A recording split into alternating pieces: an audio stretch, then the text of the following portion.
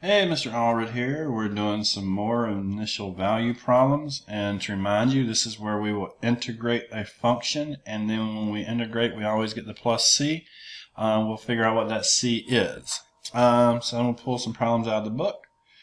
This one will be from page 296, and it is number 56. Okay, so the problem looks like dy dx, and that's equal to 4x times the quantity x squared plus 8 to the negative 1/3. And then the initial value they give us here is y of 0 equals 0. So keep in mind, if this is our y prime, our dy dx, we're going to integrate it to get y.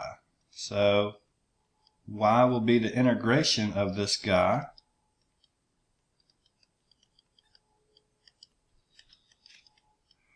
dx. So looking at that, you see something that looks like a reverse power rule in here, but there's an x on the outside of the parentheses, so we're going to use a u sub. Okay, and in that we're going to let u equal x squared plus 8. If that's the case, du will be 2x dx, which I guess we could go ahead and separate things, but let's just go ahead and manipulate that a little bit to 1/2 du equals x dx. So maybe a little highlighting here. I'm going to replace x squared plus 8 with u, and then I'm going to replace x dx with 1/2 du.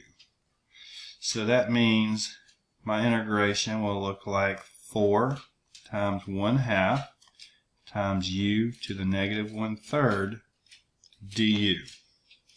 So clean up a little bit more, that's 2u to the negative 1/3 du. So let's come over here. So now let's do that integration. Let's actually make the integral thing look a little bit neater. Oh, I still eraser. At least it's a little bit bigger there.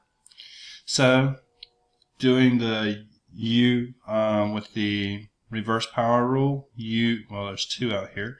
U will go up to the 2/3, and if we divide by 2/3, it'll be the same as multiplying by 3/2. That'll be plus c. So with that right there, that cleans up to be 3u to the 2/3 plus c. But let's get it back to x so we can call it y. So this function, after we integrated it, is y, and our u was x squared plus 8. So 3 times x squared plus 8 raised to the 2/3 plus c. And now we must find c. So I'm starting to run out of room on there, so we can just slide right over. So going back to the initial problem up here, in this way, that 0 is x and that 0 is y. So we're going to plug in 0 for x. We're going to get 0 for y. Oops, sorry. 0 and 0. So let's make ourselves a little bit more room here and pull this over. So it'll look like 0 equals 3 times 8 to the 2/3 plus c. You may not know very much. 8 to the 2/3 is 4. So our c is negative 12. And that negative 12 goes into our c. So our final answer here will be y equals 3 times x squared plus 8 to the 2/3 minus 12. So that's the function that if we plug 0 in, we will get 0 back.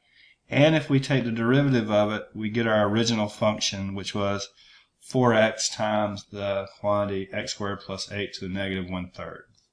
Okay, and that one took a little bit longer than some of the previous ones because we had to use u substitution in the